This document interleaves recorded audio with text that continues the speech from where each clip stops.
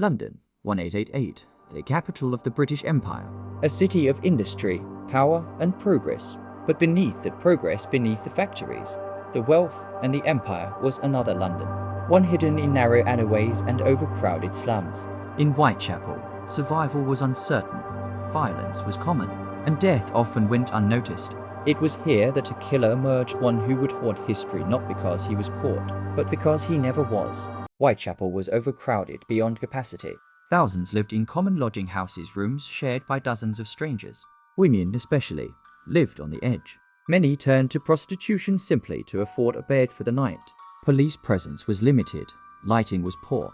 Witnesses rarely spoke. For a predator, Whitechapel offered anonymity, and for one man in particular, it offered opportunity. On August 31st, 1888, the body of Mary Ann Nichols, known as Polly, was found lying in the street. Her throat had been cut deeply, her abdomen mutilated. This was not a robbery. Her belongings were still with her. At first, police treated it as another Whitechapel killing. But something about the injuries suggested intent, control, purpose. 8 days later, Annie Chapman was found murdered. Her injuries were more severe, more deliberate. Her throat was cut. Her abdomen opened. Her uterus was removed and taken. This was escalation. The killer was growing confident, and the city was beginning to panic. Soon, letters arrived at newspaper offices. One was signed, Jack the Ripper. The writer mocked police and claimed responsibility. Whether the letter was genuine or not no longer mattered. The name gave the killer an identity. And fear finally had something to call him. September 30th, 1888, Jack struck twice. Elizabeth Stride's throat was cut, but her body left untouched. Many believed the killer was interrupted. Less than an hour later, Catherine Eddowes was murdered. Her injuries were extensive. Her kidney removed. Nearby, a message was found written on a wall. Police erased it, fearing riots, before documenting it. Evidence was lost. Pressure mounted.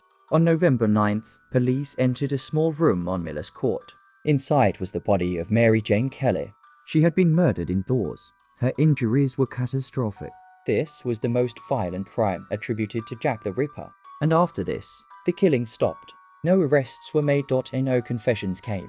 The killer vanished into the city he knew so well. Over a century later, dozens of suspects have been named. Barbers, clerks, doctors, even members of royalty. Modern forensic testing has failed to provide certainty. The evidence is old, contaminated, and incomplete.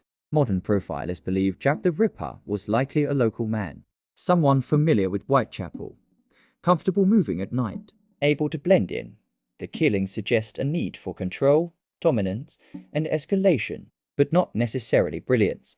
He didn't outsmart police through genius. He succeeded because the system around him failed. He lived among the poor, and he disappeared among them. Jack the Ripper left behind 5 confirmed victims.